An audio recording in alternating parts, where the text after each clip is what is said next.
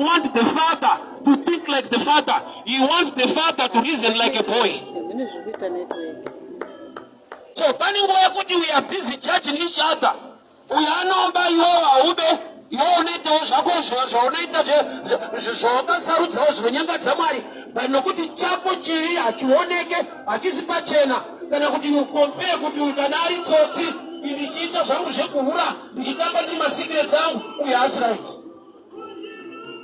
prodigal son akaenda chete. The other was so prodigal in mentality. I even reasoning yekuti baba tonga imkomana sekufunga kwangu. Akanochika mari nezvifewe. Akararama upenyu unonyangata. Sei mamura ira mombe. Kuda kuti ari kuti baba pano takuda kutonga tese.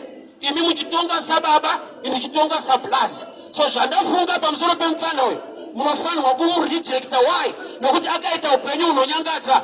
So baba vakanetsana nemukomana akasara pamba nekuti haasi kugamuchira mukomana akadzoka kumba. Vanodanyatsobata pamusoro the dead man mentality. Mukomana paakafunga kudzoka kuna baba wake anga aita pfungwa yakanaka. Paakuzoita era pakuudza baba zvaanofunga pamusoro peupenyu hwake. Don't treat me like your son. Musanditore semwana. Kuti ndichiri kumufaita manje. Identity crisis.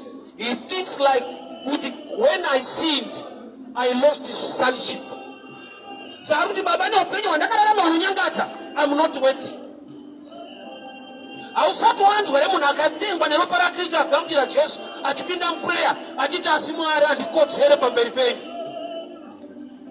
Iyo dead man's mentality. Kana wakatengwa neropa raJesu uri mwana waMwari, you are worthy. Because chinokuita worthy is the blood in you. Pfungwa yekuti pamberi penyu ishe ndiri muranda zvangu hausi muranda. Kana wakagamuchira Jesu, you are now a child of God. You are no longer a slave. So dead man mentality inoita kuti uite kungori kuzvininipisa kuti ndauya ini muranda pamberi penyu. Hausi muranda. Kana wakatengwa neropa raKristu wakatenda muna Jesu, you are no longer a slave but a son. So ukashaiwa that knowledge, that mentality, your sonship, unenge uchioperate mentality ya dead man. Nokuti prodigal son paakadzoka kumba akati musanditore semwana. Chinokutadzisa kuva mwana chii? Yakatadza. Ko wakamboita mwana nekugona here? Kwete, wakaita mwana nekuti wakaberekwa nababa chete. So what makes you part of the family is the blood, not character. So the problem is yekuti pese paunotadza Satani anokuudza kuti Mwari hachakuda ende hausi mwana waMwari. Why? Nokuti une zvawaita. Yeti chakakuita mwana una chawanga wagona, but wakatenda muna Jesu akagona. Chinotiita vana vaMwari kutenda muna Jesu akabata basa paKalvari. So zvareva kuti kana Jesu akandizvira akabata basa, no matter what the devil chaanogona kuataka upenyu hwangu, one thing I know, I am a child of God. Identity crisis ndo yatinayo vazhinji. Atizvione sevana vaMwari. Why? Because there are times the devil will whisper to you kuti poverty yese, urwere hwese, Mwari hakuda, hausi mwana waMwari. Saka uchiona dead man's prayer manje, kana munhu apinda muprayer anoti Mwari pindirai. Yeti Mwari havana tsika yekupindira, vane tsika yekupinda mauri mwava vamwe. Chinokuataka imese. Avararame outside you kuti kana nhamo yavo yavopindira, vanorarama mauri kuti nhamo yako ive yavo. So the boy ane wrong mentality, although adzoka kumba. Saka taona kuchechi vanhu vakauya, but the mentality haisi kingdom, haisi sonship. They are slave, they are muranda towards his master. Haisi son towards his father. So identity crisis, inokupa the type of a prayer, inokuexpose to the devil. Kuti munhu nyangwa achinamata Mwari asati akuziva kuti ndiani muna Mwari wacho. Why? Because kana una identity crisis, unekuzvidzikisira kuri mauri nezvimwe zvausingatende kuti Mwari angakuitire. Nekuti unongochiti Mwari sho wangandiitire izvi, indakadaiso nezuro. Mwari vangandiitire izvi, indakakanganisa izvi. Vana vangu kana vakaita musikanzwa remanheru vanodya, hembe ndinotenga vachipfeka. mumusikanzwa imomo. Why ndiri kupfekedza vana vangu kete character. Azviite kuti vana vafamba asina hembe vanhu vokubvunza woti hanzwisise vanoti hemukusanzwisisa imomo ndimi makamubereka mupfekedzei. So kune marights avo sevana asingadistebheke necharacter. I'm not saying a bad character is good, but I'm trying to show you a picture kuti character isino yakakupa sonship, chakakupa kuti uwe mwana waMwari in faith kutenda muna Jesu. So ichocho the devil haagone kutora chaangagone kutora reasoning yandiri kukudza kuti upedzere wakuzvipa mhosva wega. Unaziva here kuti basa rakaitwa paCalvary Jesu haasi kuzodzokorora nemaresults ari valid no matter Satani achaitei, but hakuna zvichaitwa futi tani zvawakatoitirwa kudhara. Saka Satani haarivhese basa rakaitwa paCalvary, anofaita knowledge kuti usatende kuti ndiwo wakazviitirwa and you are a beneficiary of it. Jesu paakaenda paCalvary aitoendera iwewe neni and hazvichatchinja. Tikatongotenda maari ndaavalid ndaakugamuchira zvandakaitirwa. Saka Satani nekuziva kuti nyaya iyi ichachinja haaende kunorivhesa zvepaCalvary, anouya kuzorivhesa yo reasoning kuti tsano pakafirwa vanhu paipai zvichitirwa no haisitaipeni. Tarisa nhamo yauyi nayo, funga wakudai akakufira dai uchitambudzika zvari kuita nezvi. Jesu pavakamupfekedza a crown of thorns korona yeminzwa, it was because first Adam atadza akanzi kwaunoenda kunomera minzwa. So tisu takaberekwa muna first Adam tikazoberekwa patsva muna second Adam. Saka kubviswa kweminzwa Jesu achiti it is finished kureva kuti ndabvisa zvinodzivisa vanhu kuva successful mugardening yavo, nokuti Adam was a farmer. Saka ari kunzi kwauri uchaenda kunomera minzwa, ari kunzi usati waenda kwane opposition, kune zvinorwa nekubata kwako, but nekuda kwaJesu nawo zvakabviswa. So mentality yatinofanirwa kunge tiinayo haisi prodigal son mentality. Why? Because it's the mentality of a dead man. Anozvitonga yega ari atadza, baba musanditorese mwana. Wadii kuti zvawatadza wadzoka kumba unzwawo kuti baba vanofungei pamusoro pako. Baba pfungwa yavo yaiti kudii? Mwana wangu anga akafa adzoka. Baba vanotouraya mombe, vanotopembera vachipemberera munhu ari muna Mwari uye nekupenda I am the way, the truth and the life. So the devil anoda kukapitalize pa lack of knowledge kuti kana usingazive zvauri maari uye nekusaziva pfungwa yake pamusoro peupenyu hwako unopedzisira wakuzvitonga wega. Prodigal son aifanira kudzoka kumba onzwa kuti mudhara anofunga sei, but paakadzoka kumba anga akuudza mudhara mafungiro kuti aiwa musanditorese mwana, handina dhiri stereke, chandiri kuda nditorei semuranda, but mongondipawo chikafu. Chaadzokerera kumba eating kwete relationship. Mentality yoyo vazhinji tinayo, chatakadzoka kuna Mwari haisi nyaya yeukama nekunamata Mwari, ndeye breakthrough. Basa rangu rinofanira kufamba mushi, muchato wangu unofanira kuita mushi, business rangu mhuri yangu inofanira kurangarirwa. That's a dead man's mentality.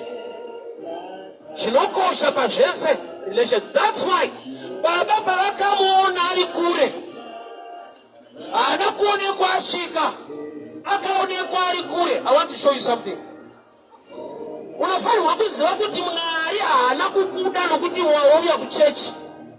Akakuda saka akaronga nzira dzekuti ugone kusvika kwaari.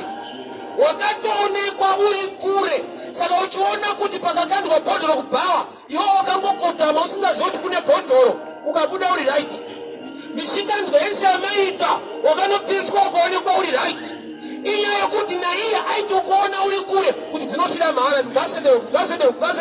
Baba vakamuona ari usapane pamba kuti unofunga kuti kungwara zvakakupotsa iwe zvakauraya shamwari dzako maita mese.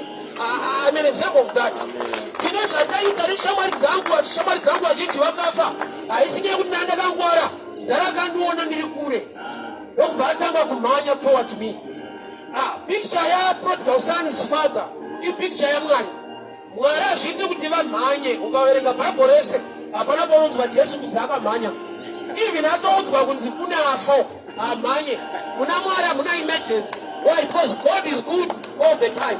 But on this text, the father read, sei baba vari kumhanya, pane chinhu chavanotya kuti ndikanonoka kusvika paari akasvikirwa naBlazi vake vari pano mumba hapinde.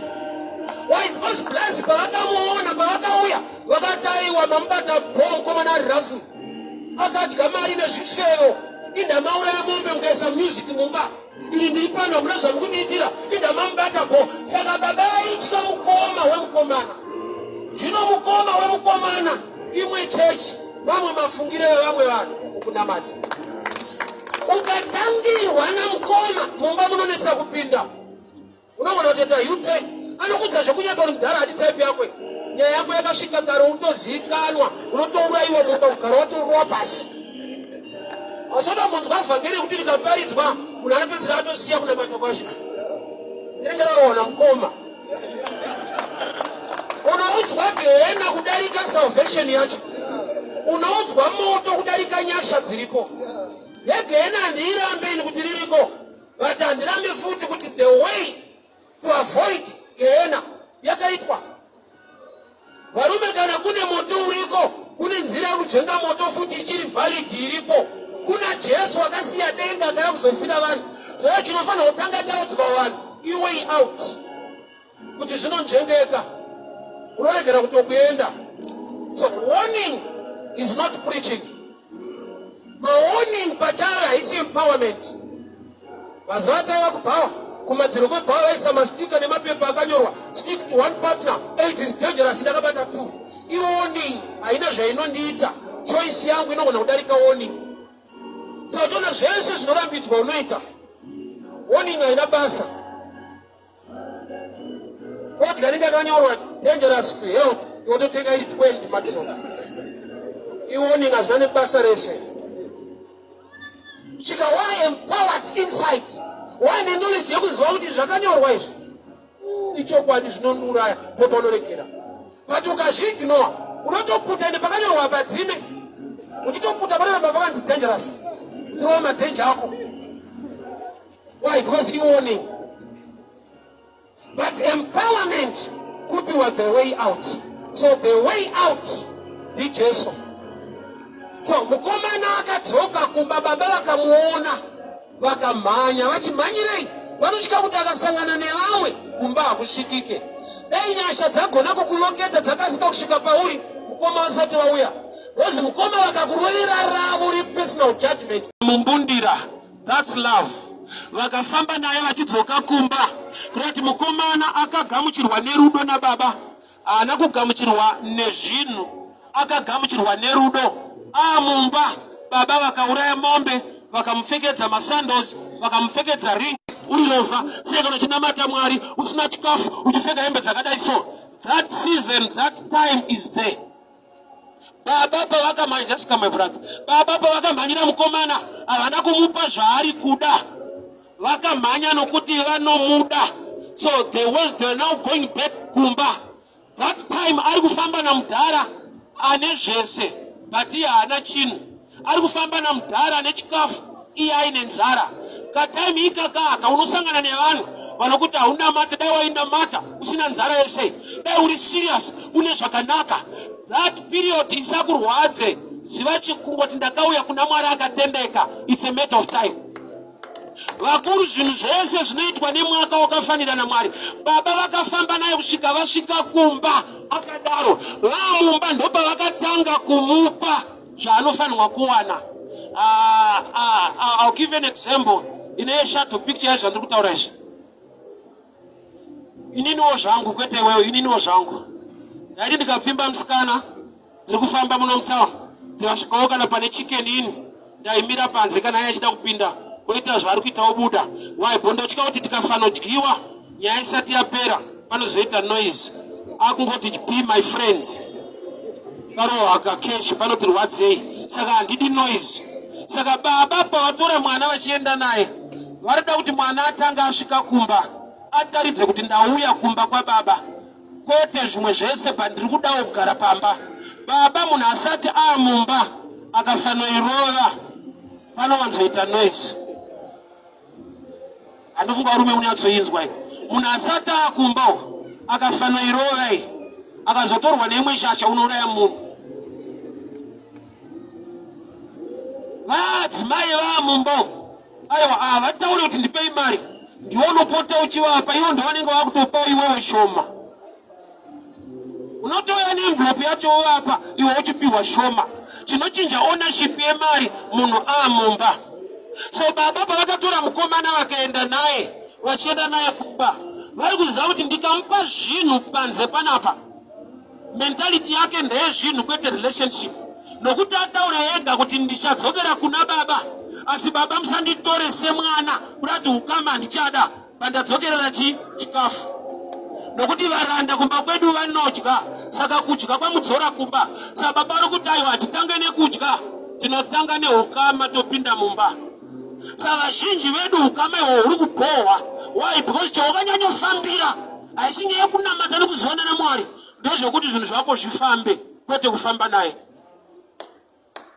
But danger iripo manje zvikafamba usiri kufamba naye it's also another problem.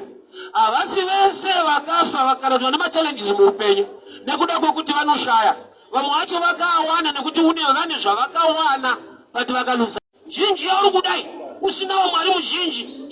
Saka uchiona pese pane mari zhinji panoenda security. Security nediscipline mulife zviri valid pachinhu chese chaunodesire. So paakadzoka kumba kuna baba, baba vana kumupa zvinhu ari munzira, baba vakapinda naye mumba. Ndobva ndichipiwawo masandals. Ephesians 6 over and put on the sandals of the gospel. Chaakatanga kuwana haisi foot is the weight. So vazhinji vedu kuwedha atiko. Receive your house, receive your car. Mwari vanazvo, but receive the grace and the discipline. Inozoitika kana wane breakthrough. Kune zvinhu zvakanaka zviri dangerous muupenyu. Hazvisi Satani arida kutokuuraya izvezvi. Ukangobudirira kuti watenga mota ane mukana wakakura. Mahead owner asendamo magonyeti ari kuzembera. Izvezvi uchifamba netsoka ane mukana limited. Because rungoita mahead owner vanhu ngoti sorry. Baba yemota haisi sorry kufa. So blessing chese chakanaka pachinouya Satani ane mukana wokukutsungurudza zvakanyanya. Ipapa ada kukwataka anenge ari kukutadza ita mhuri uone vana ndo vanotanga kufa. Anenge achida kuti uve nepain. Paakakumbira mukana wokunonetsa Job akanyepera kudzungaira akaenda kudanga remombe. Akumbira munhu kwete zvipfuyo but anoziva kuti ndikarova danga tsano vanoita stress. Satani haana kukumbira kuti ndoda mombe dzaJob. Akati ndipei Job. Ndobva anzienda ndobvapfurira pamba akaenda kudanga remombe. Aitoziva ndikatambira kudangawo tsano vanoita stress vanofenda vega mbo. He came back to his senses. Ndobva ati ndakudzokera kumba kuna baba. Patasvika kumba kuna baba wrong mentality. Akuudza baba zvekuita usanditore semwana. Chii chinokupa lose identity, personal judgment. Kuti kana ndakutadza zvese izvi handifungidzira kuti ndiri worth kuva mwana waMwari. Saka uchiona paunopinda muprayer une dead man's mentality, personal judgment yekuti Mwari ndauya muranda wenyu handikodzere pamberi penyu. That's wrong. Kana ukatengwa neropa raJesu you are worth. But chinokuita kuti uve worth is the blood. So prayer life yako kana isina the kingdom mentality unopa the devil opportunity yekutoziva kuti hazive zvaari kurovei. Satani ngaanzwe uri muprayer inovhundutsa kuti tsano wakanga nezuro wekuti kuna Mwari baba wangu. Lord is prayer. Baba yedu ari kudenga inosvika painoti tiregerei zvatinokutadzirai. Saka patinoita prayer tiri type inotokanyawo futi. Unatanga madoti baba vedu wozosvika pekuti tiregerei kuti tichitokanya so chatinongoziva muri mugari. Izvozvo zvinoita kuti devil arwadziwe.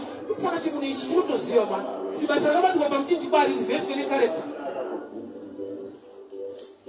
The devil anotopoitana kuti saka munhu atoziva kuti mwana waMwari nanhasi nokuti zvese zvaitika ndikuda kumupa pfungwa yekuti Mwari akude hausi mwana waMwari upenyu hwako hausadze Mwari. Komana paakadzoka kumba ada kuti baba vamutonge sekufunga kwake. Musanditore semwana. Treat me like one of the slaves. Na nhasi mentality yako that man's mentality. I'm not worthy. Baba ndiri muranda wenyu. Kana uri a New Testament believer, you are no longer a slave or a servant. You are a child of God. Why? Because ukasaziva your true identity, you give the devil opportunity to attack you. Saka uchiona kuti pa 3 temptations za Jesu chaitanga chatsvagwa pama temptation ese asati achishandura mabhechi echingwa anoti kana uri mwana waMwari. The devil was checking on mentality, identity. But temptations are 3. Unotonzwa Satan achiti, if you are a son of God, if you are a son of God, turn stones into bread. Turning stones into bread is no temptation. If you are the son of God, that's checking on identity. Why? Nokuti Jesu achibhabhatidzwa achipinda mumvura denga rinovhurika. Izinoti kuti iye mwanakomana wangu andinodisa. Already ane assurance yekuti ndiri mwana waMwari. Kana ndikaziya nenzara identity haichinje. Saka devil ari kuti nenzara yavarova bvunzo wangu unotangira pakuti kana uri mwana waMwari shandura mabwe chive chingwa. Muedzo hausi pamabwe nechingwa. Muedzo unotangira pakuedzwa kuziva kuti uri mwana waMwari here nanhasi kana wakabhuroka kufa. No matter how broke you are, your identity will never change. And when you know your real identity, zvinokupawo confidence, zvinokupa kubhilivha kuti Mwari ndibaba wangu, zvakanaka vachandiitira. It's a matter of time. Don't judge your own case. Let the Father speak his mind towards your situation. Usati wadzoka kumba kuti mgara ndine zvandikuziva manje. Handisi weti kuva mwana wenyu, nditorei semuranda. Saka wadzokererei eating. Unoziva here kuti kana uri muranda, you will work to get food. Kana uri mwana wepo, you are waiting as a part of the family to get food. So ukabhiyevha semuranda, unoshandira zvinhu zvaunofanirwa kupiwa nokuti uri wepo. Muranda nemwana vakasiyana. I'll give you this understanding. There's a man of president kwatiri baba wedu is a father of this nation. But kune vamwe vana vavo vekuti vakada kutoona mugara vanotomuta mugara dazokunema nevo. Iwo ukada kuvaona zvoda matsapa. Asi uri mwana futi. Kurati mwana une mazera. My nation Zimbabwe, my people, what do you say to Baba Wendu? But what do you want to get people for? What they can do in Morocco, yes, almost about the show with the house and die. When I come on foods of the town, we don't have to give up. We feel a man. But the new Ghana, Umana, Wasiana, Umana or Nofuga. That you go and allow Nakuta, no protocol, Yamushamisa. Wanto kubata forato ni namba zao mdara mane runda kukuona yokutuwa ni namba zao pani nyaya asuri mwana mazere kuwa mwana kuti une picture ya muranda uchinoda protocol but kune vana ma biological sons vane picture ya sonship. There is no protocol.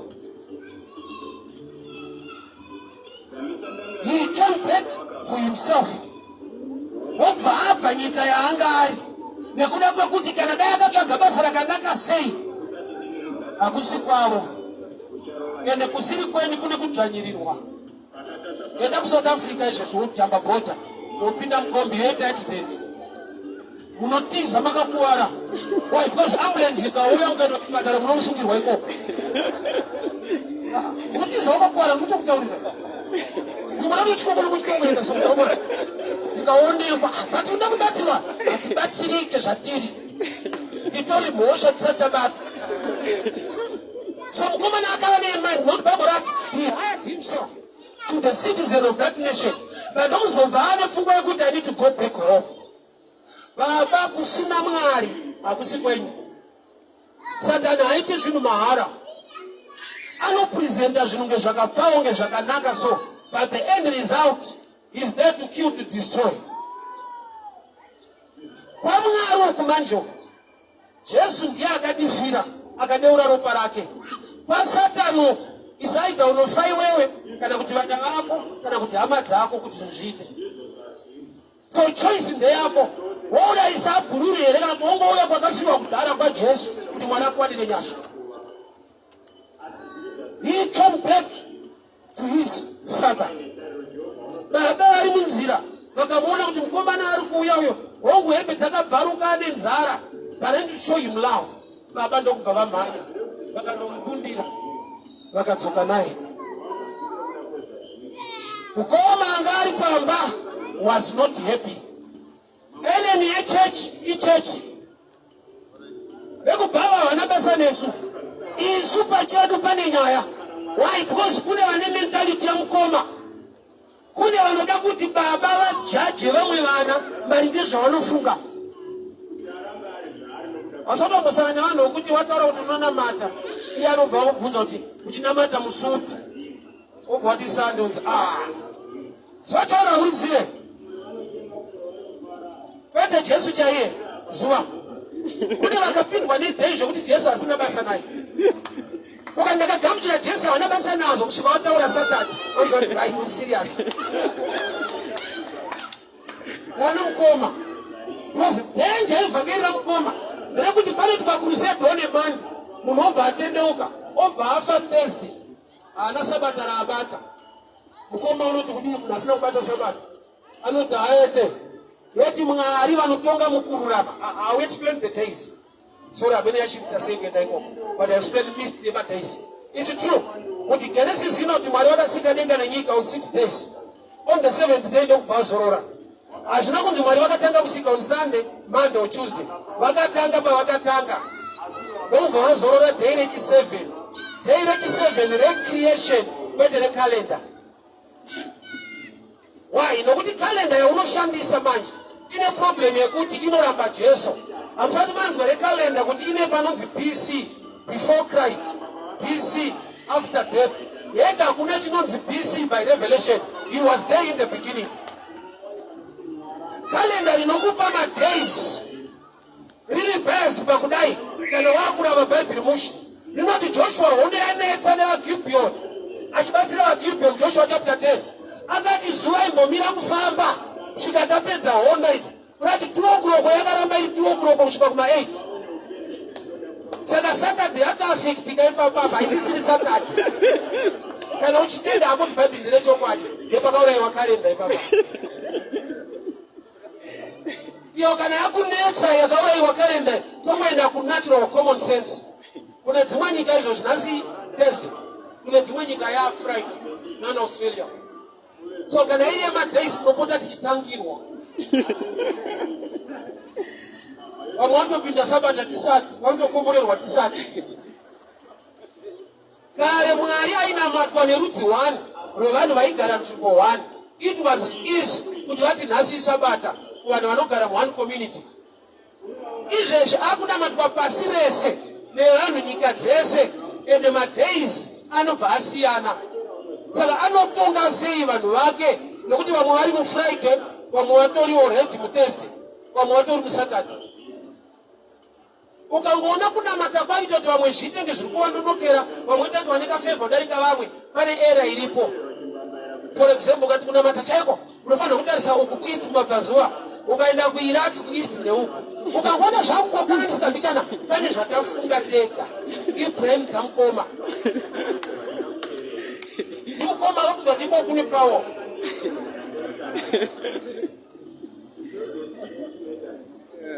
Iyo ika yekuti takawirirana pachedu toregera kuzotunga vamwe vasingatarisewo inenge iri right. Painongoipa ndepekuti waunoona nyamata akatarisa ukobva kuti yakunototaurira zvamukuita hazvisirizo, it becomes wrong. Zvikafanira tikawirirana pakupfeka uniform, tikaona asingapfeke yedu kana kuti asingapinde kwedu, tikatotanga kuti hamuna mate Mwari, hamuchisira zvaasi Mwari, dzaBraham dzamukoma. Unofanira vanhu pavakabva kuIjipiti vachienda kuKenani, vanhu vaMwari vaIsraeri vari kuenda Kenani, vasvika kuJeriko kune chifeve chaivako chainzi Rahabhi, chakatoroorwa chikapinda mutheology yaJesu. Kunati Mwari anogona kuita munhu asiri muchipata chenyu akamirira vamwe kumberi. Rahabhi akava part of Israel, yet aigara ikoko kuJeriko. Ufunge nawe kunamata Mwari inorwadza pakudai so. kune vanhu vanodiwa naMwari vatisingade. Isusu tinoona tisingade, Mwari anovada zvekuti tu. Learn to practice love. Why? Because kudenga ndokuchaita noise isikaite. Uchaona vamwe tsano variko voifunza kuti havapinde. Zvokuti uchati muchashedza Mwari kuti yatsano vamunoiziva mushe neamulaza. Unainetsa basa apa. Imagine mavha yakanzi tiri kuenda kudenga. Vanhu vayakabira vakanzwa sei. Unondoziva kuti saka Jesu ati asiriwo serious kuti. Nenge nemukomana uyoyo. Akandifana nekutobva totenda. Uko ndekwenyasha manje kuri stubborn zvekudaro. Unosanga nevanhu veZioni iko. VeZioni uifarire. Ndaranga ichipinda maZioni yavo. Zvokuti uchane denga ndo richakushungurudza zvekuti handizoti chaita sei. If you can't practice love on earth, kudenga kunorwadza kugara. Because Mwari ane type yaanoda. Imagine Paul ainzi so akashungurudza akauraya akarova vanhu akaguma muvhangeri. Zvokuti kune vanhu vakatosvika nezvitemo tikaitotadza kunamata naumutsano vainzi so vaitirova. Vanchigara akamudira titi pacha wapinda Paul kuti vataitaura ishe netusabati ndovakorinde vaefeswa. Saka tenda rachina kupinda kukomana vaitirova futi. If you can't practice love on earth, heaven life is tough. You will meet people whom you don't love, but who are loved by God. Mukoma alipamba, he was not happy with mfana atsoka. I was supposed to kufanya kuti mfana ungauya, but ane record manje. Santi baba mwana wenyu wakati kamarine zvifeyo kunyika yaangaru, ili ndiri pano ndiri disciplined. Inda mambata mushi, iya ine upenyu wakashata. Baba unobva wataramazike kuti he was dead, now he is alive. So munhu akafa ana record. Yobarukudza kuripota so baba kutayo chitu nanga akafa. Ndozvinoitwa nevanhu vakafa. Saka kana apen kutangira ipapo. So munhu wese akava born again, ngarekodhi kekumashura ndekeni imweni unagara akasi valid. He was dead and now he is alive. He came back to his senses. Omvataiwa ndinaremendiri kuno ndikandidzoke kuna baba. Akadzokera kumba, baba vakamufarira vati mukoma hawana kufara. Nauye kunamata Mwari. Ukati asiye vanachipinda hafu kuchechi sevachindinyeya. Kuchechi hakusi kudenga. Tarisira zvese kuchechi hakusi kudenga. Afana mudaro so, ushwa ipa chechi mudaro so. Kunopinda vanhu ngetengirosi. Mukomana haana kufarirwa nehama yake. Mombe yakaurawa. Baba vakaita mabiko. But kuna asina kupinda mumba. So are you more prodigal now? Is not the one akaenda kura akadzoka. Are you more prodigal mentality? Is the one asina kwa akaenda but asingaurane na mudhara iye achigara pamba ipapo. Baba kune type iri dangerous isingaende kubhawa isingaende iri muchechi. Aiwirane nepfungwa yebaba but pachechi haipi. Sei pachechi ipapo kuda kujaja nekunongedzera zvinoita vapo. Mukomana uyo haana kupinda mumba akapa baba mhosva kuti ndamatambira chifeve chikapinda mumba mukauraya mombe handipinde imomo. Baba vakandigosheta naye akaramba, which means he was more prodigal in mentality. Mumwe akaenda akadzoka, iye haana kwaanoenda but mumba hapinde. A dangerous spirit yekuti kunyika huko kubhawa huko kunoitwa zvakaipa huko wakauya kuzonyangadza zvinhu zvaMwari muimba yaMwari with the wrong mentality isingawirirani nepfungwa yababa. Kune vanhu vanogona, I'll give you an example. Hosea the prophet, Mwari vakashandisa Hosea to dramatize his love. Hosea akanzi enda unorora chifeve chinonzi goma. Hosea the prophet was given an assignment to marry a prostitute. Ari mazuva edu social media aikuwara kuti prophet vani urirawo. Aifa Hosea. Kuita mwanene uri muprofita. Aipora. Aitindiridzwa WhatsApp, Facebook, kupinde kuti. But are you on assignment ya Mwari? Mwari asingade ushere. Pane paakati prophet imborora hure. People demonstrate love yandinayo towards Israel. Israel iri kuhura pamweya vari kunamata zvimwe zvimwari vanoramba ndine rudo nawo. Saka iwo paucharora chifero vanhu vakakomplaina wobva waparidzira uchiti ndozviri kutaura Mwari pamuri kuti makanonamata zvifananidzo asi Mwari unoramba achikudai. So mumwe nemumwe mukudanwa nemukushumira kwake yatimes yekuti vanhu vanogona kuuya nemajudgment vachikompeya nevamwe ende vachiti Mwari hadaro, Mwari haite zvakati.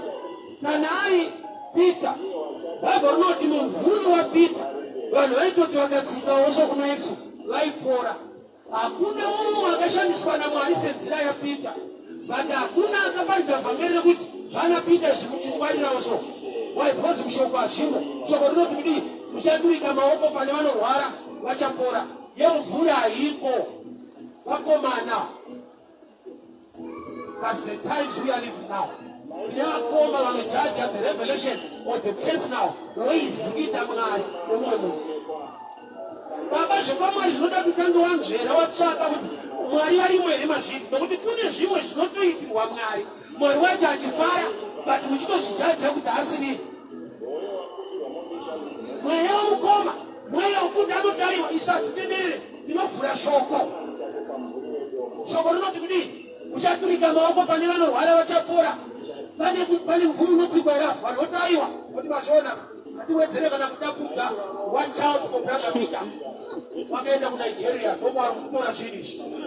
And the medicine kuti we are locked by scripture but hamusi open by revelation, you can still find God yet standing on scriptures. Example yevanhu vakadaro Judges 14 verse 4. Vabereki vaSamson vakanzi naSamson, ndiperekedzei ndaona musikana wandinoda kunoroora kuvaFiristia. Vakamuti, mwanangu, hazvitenderwe kuroora vanhu vasina kudzingiswa. Deuteronomy 3 verse 7 inoti do not intermarry with other tribes. So vabereki vake vaitokota scripture kuti Samson asaendewo. Yet Judges 14 inoti it was of the Lord who was seeking an occasion to destroy the Philistines. Kuti pane pekuti munhu ari kushanda naMwari but kune vanhu vasiri kuziva zvikuitwa naMwari vanovhura futi Bhaibheri vodziviswa zvoda kuitwa naMwari. Imi munozvara kuti Satani wacho Bhaibheri anoverenga. Psalms 91:11 Satani anotokota achiti svetuka, zvakanyorwa zvichinzi haatendere tsoka yako kuera padombo, anotuma vatumwa kukugama. Even the devil can quote scriptures. The Bible is one of the temptations, yet he was quoting a scripture. So beware yet one scripture, but only long to understand the move of God. You can fight God reading scriptures. Satan achilonga mienzo akashuka pakuona kuti regani kukota mascriptures idonedze munhu. Vanhu vazhinji vadonedzwa nescripture vasina revelation of the Spirit of God kuunderstanda zvikuitwa naMwari. Haisipfeka zvirimo zviri mushoko ndozvatoita, handi zvese zvirimo zvinofanirwa kuitwa. David akatora mukadzi wemunhu, iwe ukatora unoiswa demo. Aungoti watora ukafura murume achiti apa Steve akatora Mwari vakati ndiri pamwoyo wangu usandibate ndiri pamwari. No. Mubhaibheri mune zvakaitwa nevanhu maringe pfungwa dzavo nezvakaitwa naMwari achishanda nevanhu nezvakaitwa nevanhu vabuda muna Mwari. Saka shoko richitoti rightly divide the word. Kungovhura bedzi wotokota scripture is not enough usina deeper revelation concerning your life today. Because prayer life yako da waita prayer according to scriptures, hapana pawaita motikari kana wakaiba. Why? Nokuti mumanjo hakuna angane mota mbaiphiri kana phone. Solomon the richest man angasiri reachable, angasina phone kana kambutisha. So you need the revelation of today upon the scriptures of yesterday. Ukada kuita zvirumu kana sheta upfeke. Why? Because in the Bible times ikoko pavo vane a type of dressing yavaipfeka kwete kuti ndeyekunamata according to their weather. I was there 3 months ago to Israel. What things have changed now. But maFarisees ataiona variko vane a dressing yema Bible times yekuita sema apostle. chaivapo ugara vaine chimbo, they were shepherds. Enge sine kunamatisa, enge graft. So pani nguva yekuti unogona kusaziva zvazvaireva, ungoti zvese zvazviri zvekunamata. The elder brother was not happy. Ukafungidzira kuti uchafarirwa nemunhu wese nokuti unamata Mwari, uchatovengewa muchechi macho imomo futi. Nokuti kune vanojaja vanotaura zvavanofunga, kwete pfungwa yaMwari, zvavanofunga. Blind Bartimaeus paakadanidzira kuna Jesu, kune vanhu vakafunga kuti toda kumupindura tirisu. Iye achiti mwanakomana waDhavhidha, meaning one person, mwanakomana kwete vanakomana. But the Bible knows that they answered him. They. Iye ari kuti mwanakomana, ivo vakamupindura kwete iye. Ndochakamupa kuziva kuti asati apindura. Iri kuda mwanakomana kwete vakomana. So pane pamupa kuti mukupindurwa nevakomana. Vanhu vane ma-personal opinion avo. So blind Bartimaeus was mature by revelation yekuziva. Saka akaita nharo, nyangwe aiva bofu. Vaida kutora advantage yekuti aone. Saka tikapindura anongoti vatumwa naJesu wacho ari kuramba. Ramba vanhu vari kuramba kwete Jesu. Zvanzi akadanidzira mo. Jesu ndobva achituma vanhu vambotaura risiviro kuti mushedzei. Bartimaeus ndobva aziva kuti this time vatumwa. Pekutanga vanga vazvituma. Warira asina kudanwa akangodaira. Warira ari kufanirova. Iye asina kunzimborova. Koza pane nguva yekuti munhu anongobhuika nezvikuita upenyu hwavanhu zviri zvikuita obatanga kutoparidzawo so. Nyaya yekuparidza ndeyekutumwa. Why? Because kana wakatumwa kune vanhu vawakatumirwa nemhando yevhangeri raunofanirwa kushumira.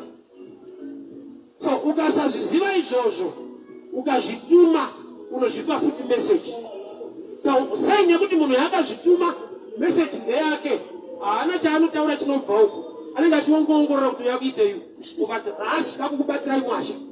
Akadai. Rasi ndokubatirai kuti. Akadai. Rasi kakurova magaya. Isaini yekuti urikutsvaga wega. Iye akakupa is like a double-edged sword. Rinocheka ikoko nekuno. Kuparidza hakuna kundiita mutsvene. Kwakandiita munhu anondonidhawo shoko kuti ndive mutsvene. Ukaona ndaakurova rinocheka ikoko, risingacheke kuno, nderangu. RaMwari rinotsura iwewe neni, haritsure mwazha chete richisiya inini. Harisi raMwari nderangu. Baba kutsvaga wega kunoita. Denga rikasakupa unozvipa. Ende ushaya vanhu vanombera maoko vakamaka vanhu vari kutunga ivavo. Ende kuombera vavo zvino kuti vari kunzwawo Mwari, vari kunzwa iwewe. Ende ndo zvavaida kuti unyatsitsika ipapo. So kuombererwa kuna kuti hakuna kuti kugona. Wapandari wapa group 5 ndati wa group leader mukuru wezvokufoira. Unenge uri shasha muudofo imo kune vanhu pasi pako. Ukapinda basa kupost office, hauti manje vanhu vasunyora tsamba rikanofanira nyora dzangu ndifambisa. Dzikamaita dzichanyorwa muchaendesa. So kwaMwari, Mwari anokupa zvekutaura, ende kana akupa ishoko raari kutaura kuvanhu including iwewe. Ukaona shoko raMwari richingogadzirisa risingatsure iwewe nerako rake hari kusiya. Wega uchiriparidza unonzwa kuti but neniwo area iyoyi pane manyaya. Third man's mentality. Akadzoka kuna baba akazvitonga ega, musanditorese mwana, nditorese muranda. Saka ndimakatadza musiri munotonga nyaya. Kana makatadza dzikamai mutonga atonge, unozvitongerei wakatadza? That's a dead man mentality. Izvo zvinoona unozvipa mhosva. Iye Jesu akatoerera ropa pamuchinjikwa kudzima mhosva dzese unoramba uinayo. But Mwari ambondida nedzandoita dzese. Kana muchechi kwacho handini ndichaenda kana ndichaenda right. Outside him hauite right. Common sense hadzikubvise musini. Aiwa, chinokubvisa musini is the power of God. Saka uchifungidzwa kuti wakasiya, gamba wakambomira, ende une zvakakumisa, saka uchifungidzwa kuti wakasiya. Ndina bhuru wangu wekuti akabhuroka aiti ndakasiya doro. Kwa muti koto zata ngachingopedzisa sisi. Makasiya ora pane pamba kuti mnamuza kuti chaita pamba zvokuitisa hapana. Azvinoita kuti ufungwa kuti uchaketi. Haipo. Test of character inowanika kana maresources ese ari available. Wakumeka personal decision yekuti zvandite. Zvese zvaunoti hauite zvakawanda zvacho hauna zvekuitisa. Anenge karafu but ndizvo. Aini mazuva ndakatsika manifambi yetransport haipo. Baba mari ikazara munhu unozara kuti munhu akawane motikari ine full tank ukamona akagara pamba ndokutonzi kutsikama. Baba unononga rwendo rusiku petro iripo zvake worara petro inokuudza kuti haiko waya. So the elder brother was not happy nekudzoka kwoumwe. One family, but we are far. The house of God, the church of God, one family, but we are after each other. Ekuda kwokuti tine zvatofunga. Hatichatora pfungwa yababa, taakutora pfungwa dzedu kuti baba afunge saizvozvo. Ngatione mapostori achitamba achitenderera muti so. Usabhoyi kani, usanetseke nazvo, hasi kutendera muti wako, ende hasi kutambira iwewe. David pane paakatamba dzimai vakasafara Mwari vakafadzwa nazvo. Mukadzi weperfume paakazodza Jesu vadzidzi vayamumba vakati what a waste. Vana kumupiga vakamushora kuti watambisa but Jesu achifara nazvo. Ngwarira kurwadziwa nezvinofadza Mwari. Why? Nokuti hauzive pfungwa yaMwari. Achimbotenderera achitamba so achiita dust so rakwe. Kwa hiyo mdhara anoti kudii dust chishuruka kudaisha. Ukasaziva pfungwa yababa unoita the prodigal son wepamba kwete wekure. Sama prodigal son azara manje maprodigal son epachechi vakauya kuzotonga dzevamwe vasingatarise upenyu hwavo. Ningakazodai ningitsoti ningakazodai wapedza kutaura zvese hazvikuita wakarurama zvinokuita munhu ari kuanalyza zvevamwe but life yako isingaimprove. Zvese zvaunonongedzera nekutaura haisi nyaya. Check your life, your relationship with God. Uyo uri kutotonga baba vatomupfekedza bhutsu mumba. Baba vatouraya mombe yekuurayira ivo uri kuti hasi right. Noti chanzi right nababa chingochigamuchira nekuti hausi baba uri mwana weipapo. Zvadiwa nababa zvidewo nokuti newo uri mwana. Nokuti newo une kudarika nekutadza kwako. Uri pamba kudai so nababa hamuwirirana. Zvinotaura baba haudi kuzipinda mumba haudi. Ati mutonga akabvakura akapinda mumba. Zvino apinda mumba uyu ane favor yababa. Iwo uri panze hausisina protection yababa. Mukomana haasi kure ari pamba but haasi mumba. So pamwe pale ndeva kuti kunyika huko kubhawa huko uri pachechi asi muna Mwari humo. Adamu paaitsvagwa ari mugadheni kwete ari panze. Pamwe pacho ndepekuti urimo muchechi but naMwari wacho hamuonani zvenyu. Ende chigaro wakatochipiwa. Une nhau dzauri kutonga nekugadzirisa imomo. But denga richitoti daitsani vanamata. The mind of the elder brother. Saka baba vakamhanya kunomukumbira mwana. Muri kumhanyira mudhara. Ndikanonoka kusangana naye akasangana nablazi wake pakaipa. Tine vanhu vokuti havasati vasangana nevhangeri renyasha dzaKristu. Vakasangana nepfungwa dzeumwe bhishopu. Vakaudzwa zvivi negehena. Vakatoona kuti taparara tinoka toenda. But the door is still open. Noa ndiye akavaka ark. But hasi Noa akavhara door. Unorira vamushi. Bhaibheri rinoti akavaka areka akapinda mukati. Mwari vakazovhara mukova. Sei Noa asingatenderwi kuvhara door. Ane vanhu vaakamaka. Akaona vachiuya anovhara. Saka Mwari vanoti aiwa kumakana ndekwenyu but ndokudai mesi. Ipa vamwe opportunity nokuti ndakupawo. Measurements edoor haana kumezhwa Noa kusimba kwake nedumbu rake. Ayo Mwari vakamupa measurements anoita kuti nenzou ipindewo. Kureva kuti kune vanhu vanofanirwa kupinda muna Kristu. Usamezhe gospel maringe kufunga kwako. Taura zvakaitwa naMwari towards his own people. Door ine measurements ekudenga akamezhwe Noa Why? Nokuti akazvimezha yega anoziva kuti mene mwejoindera namba kuvaka ari kwani nokuti akasaisipangwa. Vhangeri kutaura pfungwa yaMwari kuvanhu. Vanhu vakamuchira voponeswa. Nokuti kana ndakakumaka ndikataura zvokwadi yaMwari ukaikenda unotopona. Ndikakumaka ndikashaya vhangeri yezvokwadi ndinotaura zvokuti iwe nendikuisa pakona upindi. The mind of the older brother. I'm sure our time is gone. Father, we thank you for your word, we thank you for your grace, we thank you for your favor. We reject the mind of the dead man. We reject the mind of the older brother. We receive the mind of Christ, which is the mind of God. We give you praise and honor in Jesus' mighty name. Amen. May the good Lord bless you. May the good Lord favor you. I'm sure we'll meet again on Monday. Tumangwana in a conference machine, so I won't be here. So we can meet again on Monday. God bless you. Bye-bye.